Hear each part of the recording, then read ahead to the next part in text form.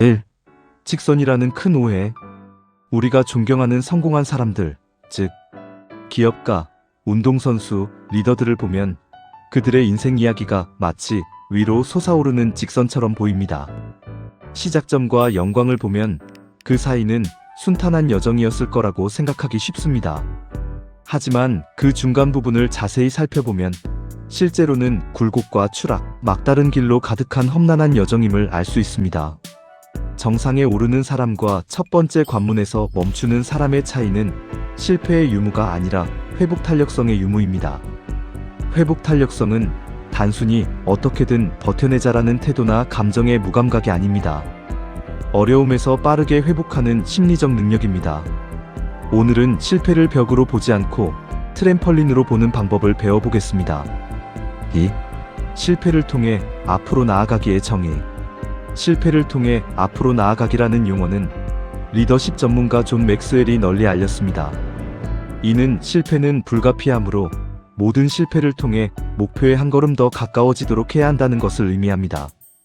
대부분의 사람들은 실패를 통해 뒤로 물러서 있습니다.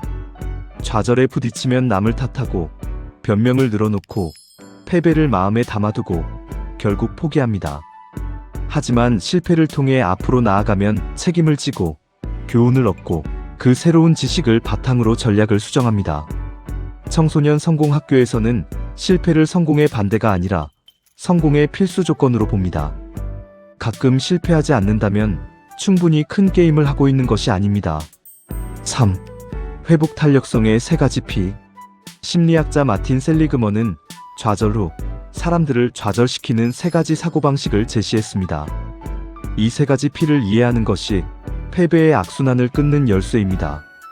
개인화 퍼서널러제이션. 실패를 일어난 일이 아니라 당신의 정체성으로 여기는 것입니다. 시험에 떨어졌을 때 회복력이 강한 사람은 공부를 제대로 하지 않았어라고 말합니다. 회복력이 부족한 사람은 내가 멍청해서 그래라고 말합니다. 다시 일어서려면 자신의 정체성과 결과를 분리해야 합니다. 확산성 퍼베이시브니스. 한 영역에서의 실패가 다른 모든 것에 영향을 미친다고 생각하는 것입니다. 사업 아이디어가 실패했다고 해서 당신이 나쁜 친구라는 뜻인가요? 건강하지 못하다는 뜻인가요? 아닙니다.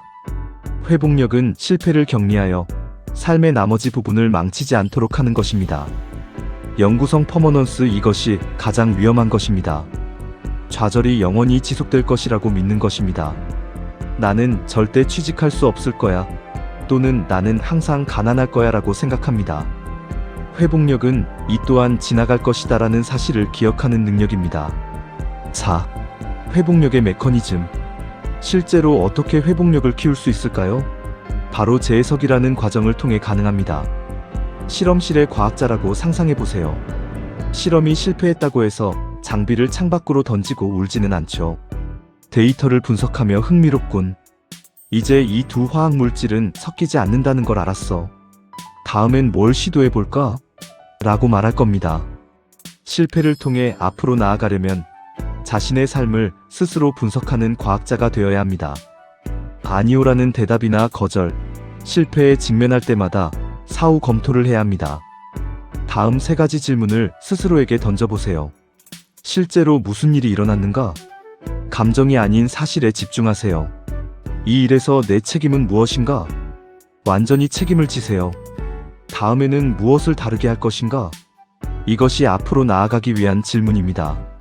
5. 감정적 갑옷 만들기. 회복 탄력성은 근육과 같습니다. 교실에 앉아 있는다고 만들어지는 것이 아니라 직접 부딪히며 단련하는 것입니다. 하지만 자기 연민이라는 튼튼한 토대를 쌓으면 좌절에 대비할 수 있습니다. 우리는 종종 스스로에게 가장 가혹한 비평가입니다. 친구가 실패하면 격려와 새로운 관점을 제시해주지만 정작 자신이 실패할 때는 다른 사람에게는 절대 용납하지 않을 방식으로 스스로에게 말합니다. 높은 수준의 회복 탄력성을 갖추려면 스스로에게 최고의 코치가 되어야 합니다. 좋은 코치는 실수를 솔직하게 지적하지만 동시에 선수의 잠재력을 가장 크게 믿어주는 사람이기도 합니다. 코치는 선수를 너무 오래 벤치에 앉혀두지 않고 다시 경기장으로 밀어넣습니다. 6. 결론 마지막 저항의 승리. 결국 성공은 몇 번 넘어졌느냐가 아니라 몇 번 다시 일어서느냐에 달려 있습니다. 일본 속담에 7번 넘어져도 8번 일어서라라는 말이 있습니다. 바로 그 8번째, 그 순간 마법이 일어납니다. 경쟁자들이 갖지 못한 경험을 얻게 되는 순간, 책으로는 배울 수 없는 불굴의 의지가 생겨나는 순간입니다. 50개의 강의를 마치고 사회생활을 시작할 때 다음 사항을 기억하세요. 오늘 들은 아니오는 내일의 아직은 아니다일 뿐입니다. 실패에서 얻는 모든 상처는 경험의 징표입니다. 넘어지는 것을 두려워하지 마세요. 오히려 땅에 머물러 있는 것을 두려워하세요. 고난을 환영하고 아직은 아니다라는 생각을 받아들이세요. 그리고 언제나 실패를 발판 삼아 앞으로 나아가세요.